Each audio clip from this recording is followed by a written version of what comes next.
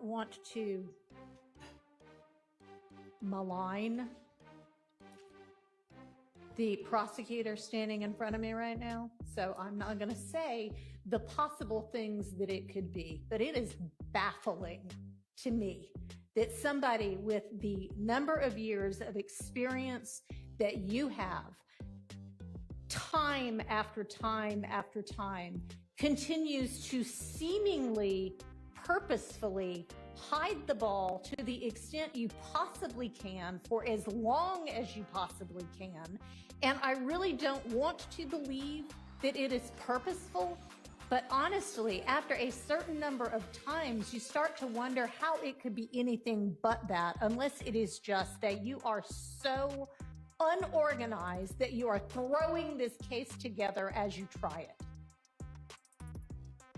And I am sorry to say that, but this case is being made much more difficult for everybody because of the haphazard way in which it is being presented. I'm going to take a recess for a few minutes. I'll have a ruling when I get back. Oh, but you still don't stand for the jury, do you, Paige? You still don't stand for the jury, do you, Paige? You weak, Paige, allegedly. You sloppy, Paige, allegedly. You've been over your head since the beginning, Paige. We've been calling it out, Paige. I'm not impressed. Because you blow your top and lose your cool. If anything, you showed how weak you are today. You got thousands of people all over the place, maybe millions, cheering like, yeah, she finally told Miss Love. Not Rhodes. Not Rhodes. You look silly today. Oh, she finally gave it to Miss Ooh. Heck no, you're weak, Paige. You don't even stand for the jury. Longest running trial in Georgia history, and then people sacrificing, the jury being patient, over and over and over, getting pennies, and you don't even have the respect to stand for them. And because you blow your top at Sister Love today, you think I'm gonna be impressed? Skip you, Paige. We said it from the beginning. Go back and check the channel, baby. We've been saying it over and over and over. You came in arrogant. You weren't listening. You thought, oh, hey, they couldn't take care of it, but I can. And we told you from jump, you better slow your butt down and listen. You're out of your league. There's too much happening. All of a sudden, all of the intellect in this room that's been working on this case for years, and you're going to just snap your fingers, deny motions for mistrial without even knowing the depths?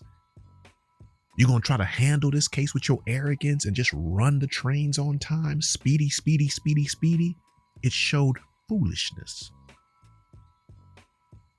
This was more than you could just handle with your foolish arrogance, Paige, allegedly. So we told you this was going to happen. So no, the fact that you lose your control today, that's not impressing Rhodes. The fact that the wrinkles are coming deeper and deeper, the fact that the grays are sprouting up, it's not impressing Rhodes. We already called it. You brought it on yourself, Paige. Do yourself a favor. Slow your mouth down. Open your ears. Because folks been telling you from jump about how stuff was. But you just thought with your arrogance, Paige, that you could just come in and fix it. Paige, it don't just work like that. You're just so much better than everybody else. You're going to just be able to handle it, huh? How'd that work out? There were legitimate motions for mistrial already on your desk. But you just pushed them aside in haste. Now look at you. Because you knew better. Now look at you. Blowing your top and running for a recess. Running for whatever you did when you were back. Because when you came back, I said when you were back. Because when you came back, I said because when you were back. Because when you came back, you had that wasn't just a calm disposition. Did you get there naturally, Paige? Allegedly? Was that a natural cool down, Paige? Because it sure didn't sound like one, allegedly. No, you don't get no grace from Rhodes. You totally suspect to Rhodes. Because you don't even stand for the jury. Paige, you brought it on yourself. Little bit too late. Paige. Is there redirect? Yes. Go ahead.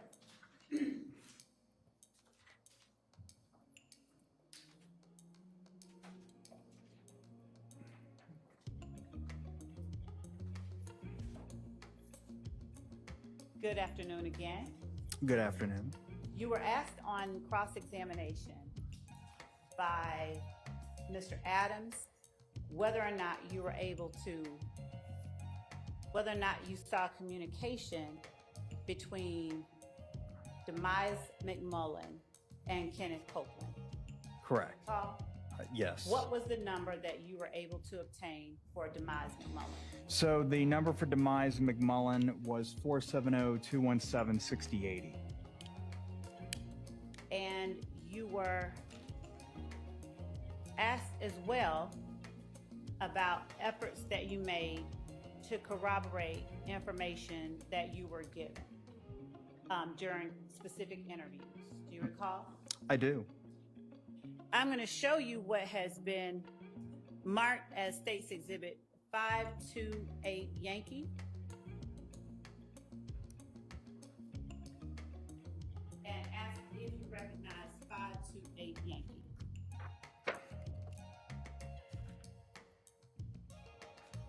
I do. How? This is a picture that I obtained from Justin Cobb's Instagram page that I screenshotted. Okay. Why did you, let me ask you first, is 528 Yankee a fair and accurate copy of the screenshot that you got from Justin Cobb's Instagram page? Well, yes, though it's cut off a little bit on the right, where the timestamp is, the last number of the timestamp, it just says 201. But I mean, I recognize it. It's otherwise fair and accurate. It's just cropped a little bit on the right-hand side. Your Honor, the state tender states 528 Yankee is evident. I would actually object to it. It's not fact. If it's what?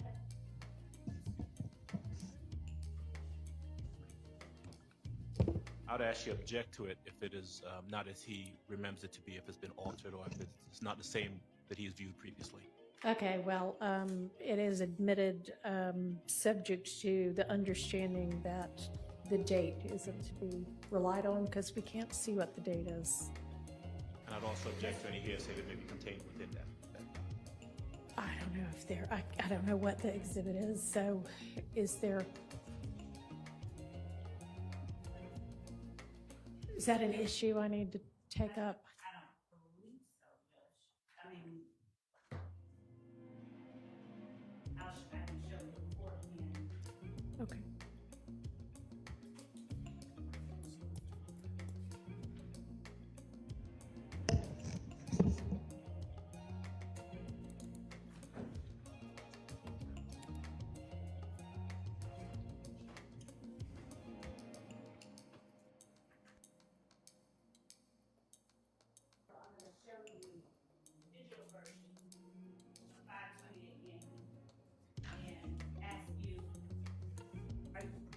Are you able to see the date on the digital version?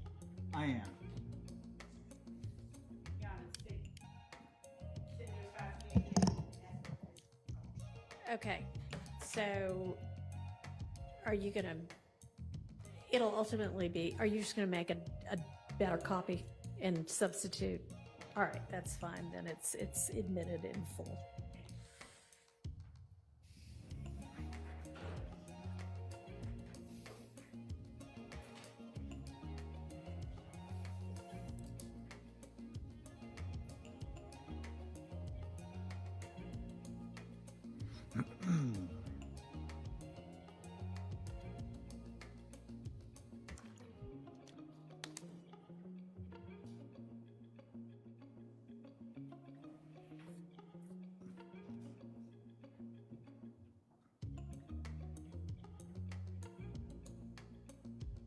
As we're pulling up 528 Yankee, would you tell the jury what significance you found in 528 Yankee towards your investigation? Well, there was a phone number posted it was a public post, and there was a phone number that was, there's a comment section to the right of the photograph, and there was a phone number posted by the account holder that appeared to be their own. And was the account holder Justin Cobb? Yes. What was the significance? I'm going to object to that as hearsay and answer straight. Which part? Part about who the number belongs to. Sustained. Okay. What did you do to determine whose account this was? Well, I looked at the photos that were posted in the account, I believe. Traditionally, that's what I would do with an Instagram page. It's just posted in public view. And what was it that made the number in this post significant to you? Well, I was looking for a number for Justin Cobb. And what led you to believe that this number was a correct number for Justin Cobb? Well, it was, there's probably more to it than just this, but it was posted in this Instagram comment, and Was it posted by the owner or user of the account? That was false speculation, not object. Yeah. If he has a basis to testify. Are you able to see and tell, looking at the posting itself, what name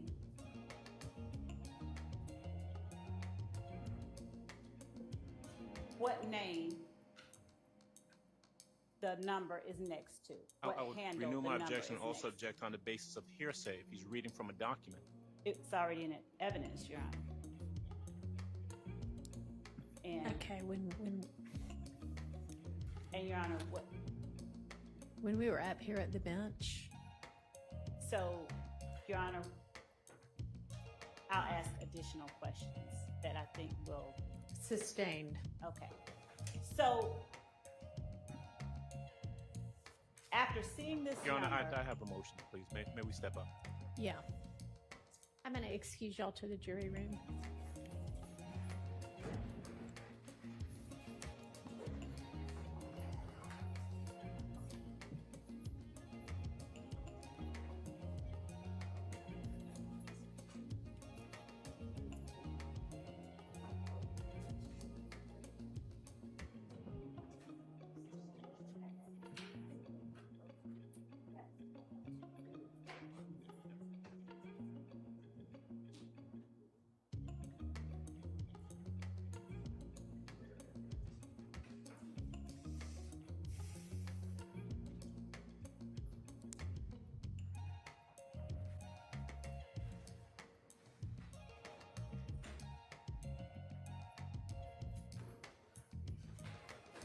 Your Honor, may we excuse the witness? Yeah. Mr. Sprinkel, you can go ahead and step outside for us. Thank you.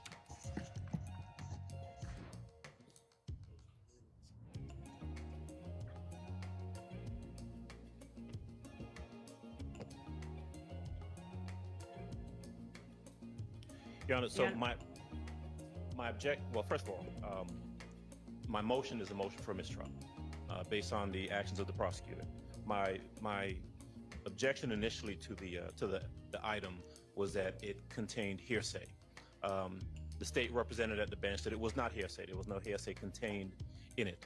We did not address the issue of what the state already knew, which is that there was a phone number attached to it that she was going to try to elicit testimony from this witness about who that phone number belonged to.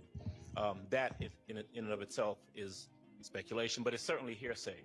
The document can't authenticate itself. I believe the site for that proposition is Twiggs versus State. It's 315 Georgia Appeals 191. So this witness can't look at a document and say that it says this phone number is from Justin Cobb's Instagram or social media posting. This is who it belongs to. So that was my objection. I believe the objection was well founded.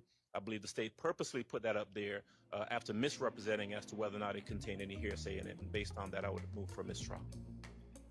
May I respond? You may. Judge, Can somebody put the document up? I don't want to- yes.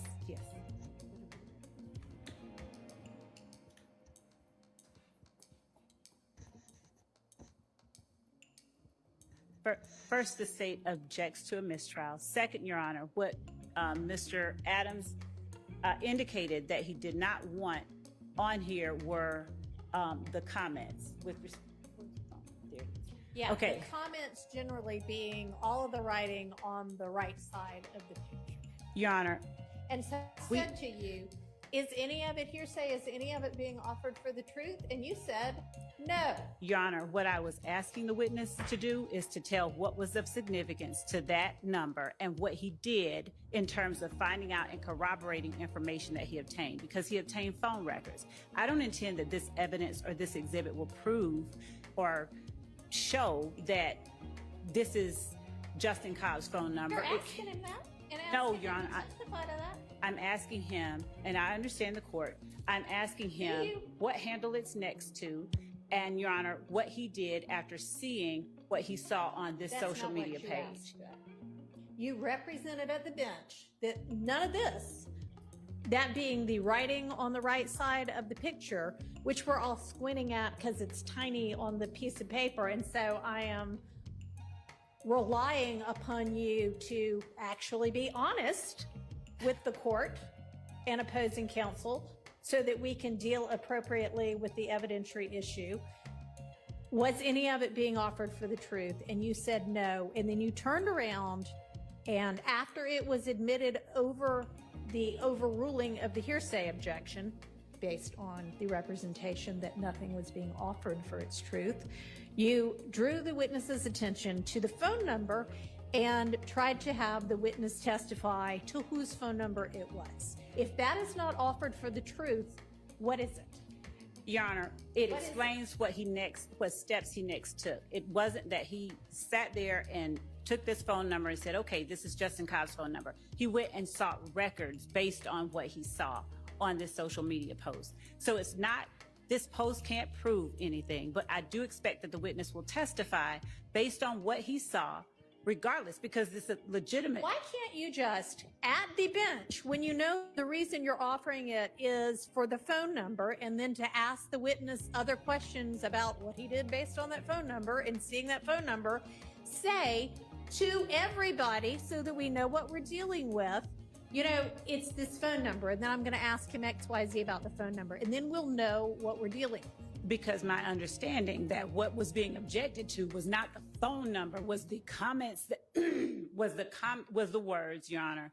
And again, this piece of evidence does not prove anything, as anybody would be able to say. But when he saw this on Justin Cobb's page, or a picture of Justin Cobb next to what he believed to be Justin Cobb's handle, he sought additional information. The entire phone number with the comments. I'm sorry, what, Your Honor? I mean, that is included within what you're now calling comments, all of them just being. And I asked at the bench what comments they were asserting was hearsay, Your Honor. I literally And asked I that. asked at the bench, is any of this being offered for its truth?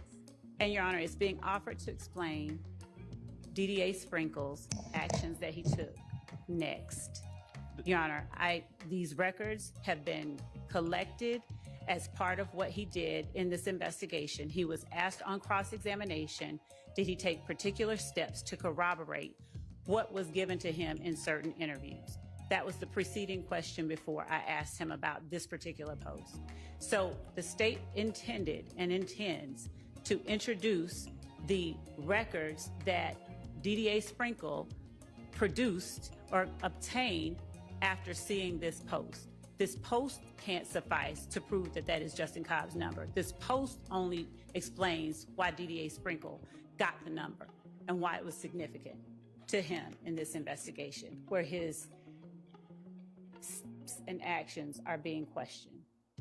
But you know, Judge, we don't get there. I hear what the state's saying, and it's disingenuous because we don't get to the second step that they're talking about, what records he procured and why he did what he did, unless we go through the hearsay statement that's contained in the portion that I objected to. And the court is accurate. I was there, and I asked for everything that was on the right side, all of the verbiage to be. I said that was hearsay. The state said it was not. It clearly is, because to ask him that specific question, I mean, listen, none of us are obtuse. I asked. It is what it is. I think that the state was disingenuous about it. The state's being very slippery in regards to their response to the court's questions. I think it's willful, and I think a mistrial is appropriate. And I'm asking. I can't figure out what it is. If it's disingenuous, if it is that, I don't want to malign the prosecutor standing in front of me right now, so I'm not going to say the possible things that it could be, but it is baffling to me that somebody with the number of years of experience that you have, time after time after time, continues to seemingly purposefully hide the ball to the extent you possibly can for as long as you possibly can. And I really don't want to believe that it is purposeful, but honestly, after a certain number of times, you start to wonder how it could be anything but that, unless it is just that you are so unorganized that you are throwing this case together as you try it. And I am sorry to say that, but this case is being made much more difficult for everybody because of the haphazard way in which it is being presented. I'm going to take a recess for a few minutes. I'll have a ruling when I get back.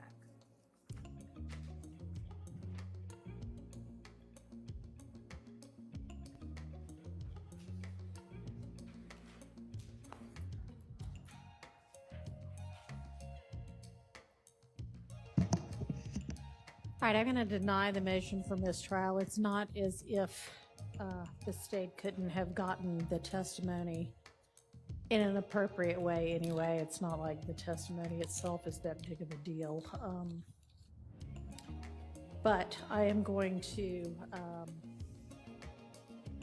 I'm going to exclude that statement and just tell the jury to disregard the statement and any testimony that had anything to do with the statement. So let's get Mr. Sprinkel back. Did you want to put anything on the record, or are you just getting ready for the jury? I'd like to put just a matter before the record for the court. All right. Your Honor, this is from United States versus Roberts, Roberts. It's 640F 2nd 255. It's the 9th Circuit, 1981. It's been cited many times. It specifically says that continued prosecutorial misconduct may show a course of conduct establishing the intent to provoke a mistrial and bring into play double jeopardy considerations. You have not been here the whole time, and we thank you for being here. But starting with opening statement, and I know you got my motion. I know, and I know what your argument is. Here's the thing: is that, and I understand what that law says as well. Ms. Love does not appear to be trying to get a mistrial so that she can try this case over again, which I know if that were what she was doing, she wouldn't be able to try the case over again anyway. So that's just not applicable here.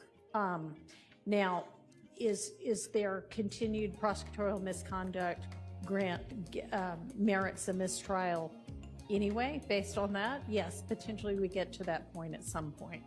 But there is not, from what the court's vantage point is, an indication that the state is trying to goad anybody into moving for a mistrial so that they can retry the case because they think they're losing the case. I think they think they're winning the case.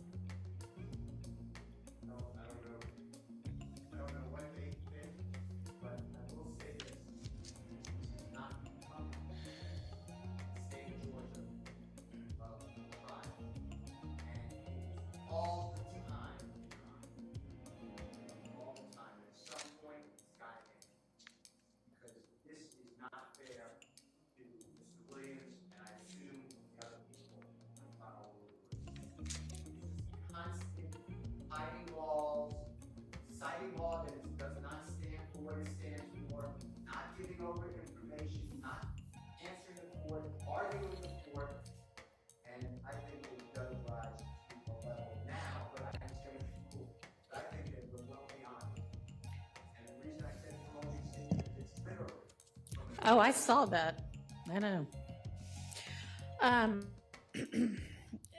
I mean, I think my frustration was apparent a few minutes ago. But I truly am struck.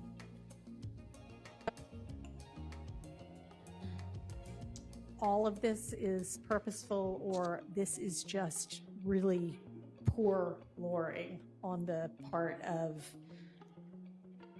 members of the state's team. Either way, it's really unfortunate. If it's something other than poor lawyering, then it is more than unfortunate. But at this point, and we're going to just move on with that exhibit being excluded. I don't know if I can stress any more than I already have how much the state's lawyers need to make an effort to be upfront and forthright in the trial of this case. So let's get the witness back in. Your Honor, would you allow me to either renew my motion for mistrial or consider that my motion is renewed before the asking of the next question, please? It's renewed. Thank you. Yes.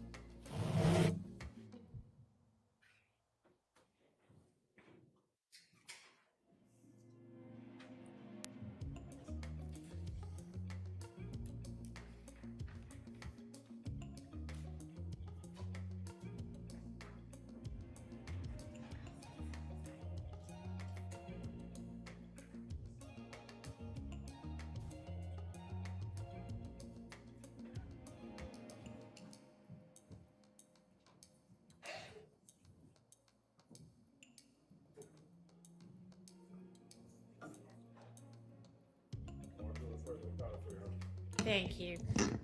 Ladies and gentlemen, upon further discussion, that last exhibit, which is State's Exhibit 528Y, is excluded from evidence, and so that means that y'all need to disregard it entirely in your thoughts and in your deliberation in this case. And as well, you need to disregard any testimony that might have been given about that particular exhibit. All right, go ahead, Ms. Love. Thank you, Judge.